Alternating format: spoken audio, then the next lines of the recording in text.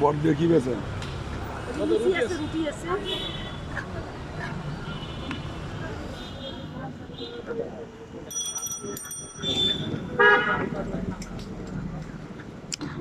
একজন স্বাবলম্বী নারী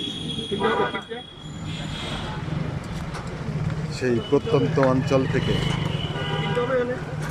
কিছুটা অভিজ্ঞতা সঞ্চয় করে রাজধানীতে নিজেকে স্বাবলম্বী করার সেই অভূতপূর্ব প্রয়াস রোকসানা বেগম।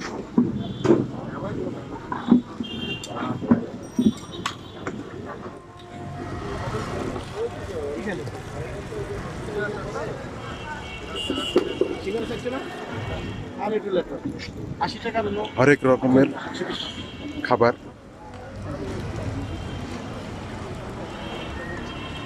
সুস্বাদু খাবার, সালাদ, সিঙ্গাড়া, সিঙ্গারা চিকেন